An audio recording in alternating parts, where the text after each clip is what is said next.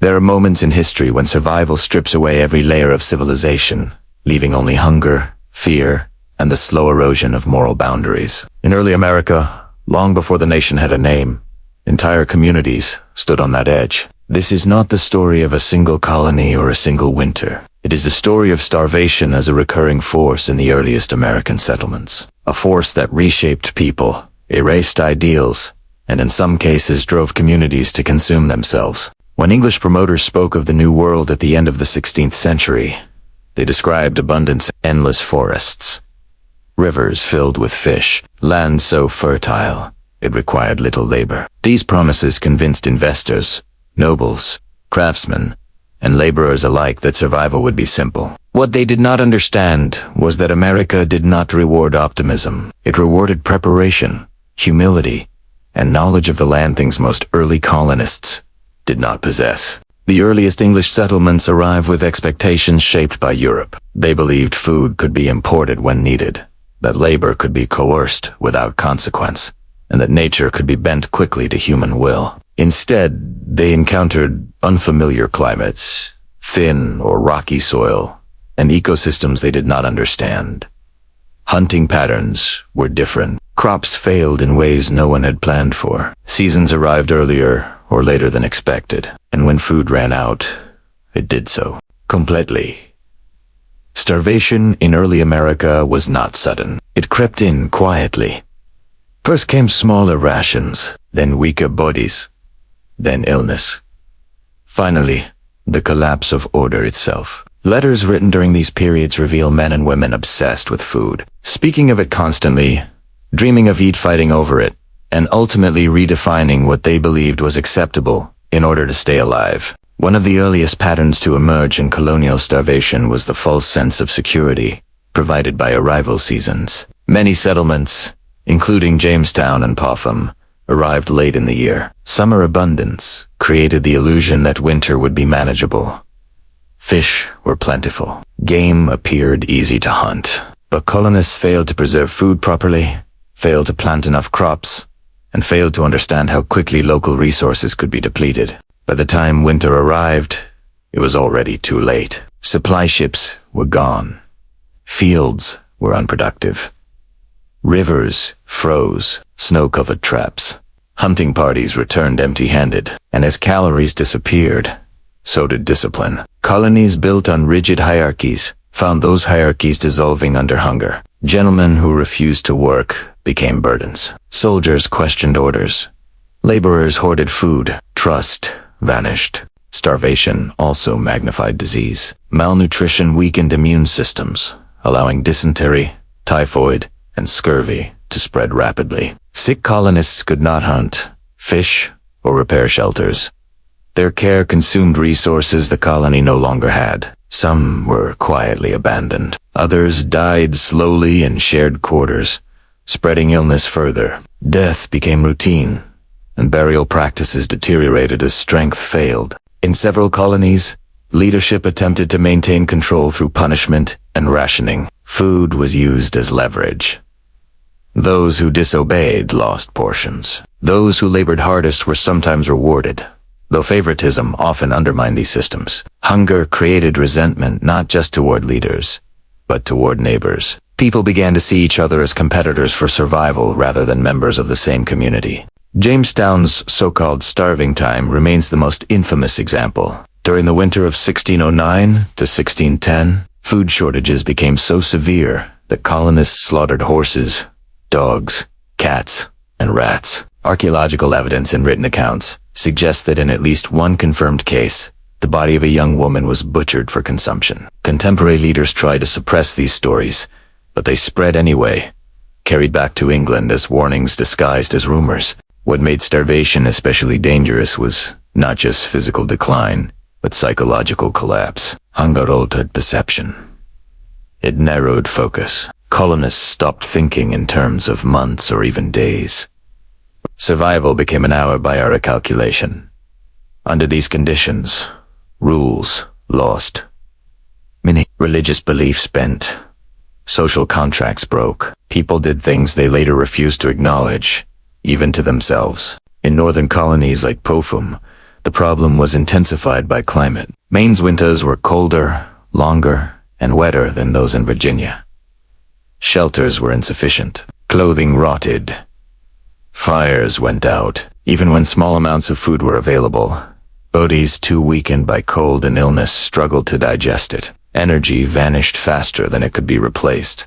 Starvation also reshaped relationships with indigenous peoples. Colonists who had once viewed local tribes as obstacles began to see them as sources of food, knowledge, and trade. In some regions, this led to cooperation. In others, it led to violence and theft, further isolating settlements and cutting off potential lifelines. When these relationships failed, starvation accelerated. There were moments when survival seemed possible. A successful fishing day, a supply ship spotted on the horizon, a thaw that revealed edible plants. These moments often delayed evacuation or reform, convincing colonists to endure just a little longer. In many cases, that delay proved fatal. Colonies lingered past the point of recovery, draining the last strength from their inhabitants. By the time relief arrived, if it arrived at all, it often found communities already broken. Survivors were thin, sick, and traumatized. Leadership structures had collapsed. Records were incomplete. Decisions made during starvation were rarely documented honestly. Shame followed survivors back to England, where many never spoke publicly about what they had endured. Starvation did not end with the earliest colonies. It reappeared in frontier settlements, isolated trading posts, and inland farms during harsh winters. Each time, the pattern repeated. Overconfidence, poor planning, environmental misjudgment, isolation, and finally, desperation. These were not isolated failures. They were systemic ones. The legacy of starvation shaped colonial policy in subtle ways. Later settlements emphasized agriculture sooner. Stockpiling became a priority. Supply chains were strengthened. Yet even with these lessons, hunger continued to haunt the edges of expansion, waiting for a failed harvest or a delayed ship.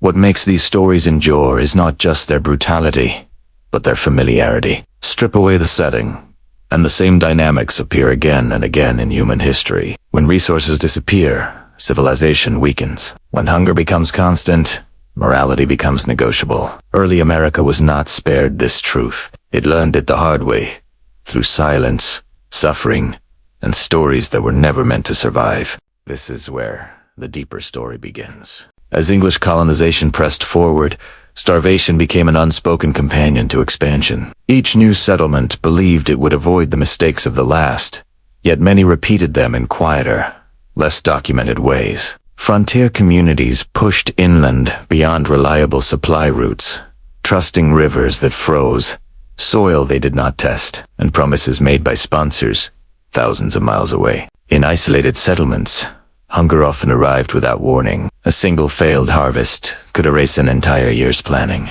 Floods washed away crops, early frosts killed seedlings, insects devoured fields, and when those events coincided with conflict or delayed resupply, starvation followed with relentless certainty. Families reduced meals to one per day, 10 scraps. Children weakened first.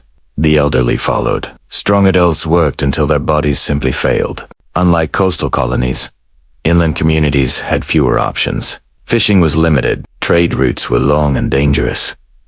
Hunting required energy that starving bodies no longer had. In some cases, settlers dismantled parts of their own homes to burn for warmth, knowing exposure and hunger together would be fatal. Survival became a matter of sacrificing tomorrow for today. Church records and town ledgers from these periods show a grim pattern.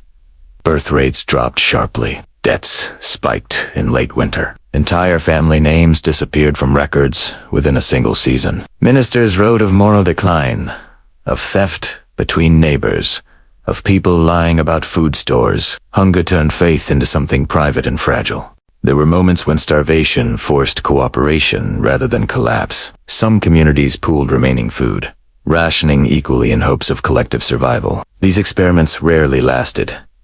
Fear undermined trust. Someone always suspected another of hiding supplies. Accusations followed. Violence sometimes erupted, not from cruelty, but from desperation. In a few documented cases, colonial leaders quietly sanctioned extreme measures. Animals essential for labor were slaughtered. Seed grain meant for spring planting was consumed, sealing the colony's future but extending its present. These decisions were framed as temporary sacrifices, though leaders often knew they were irreversible. The psychological scars of starvation lingered long after physical recovery. Survivors carried an obsession with food for the rest of their lives.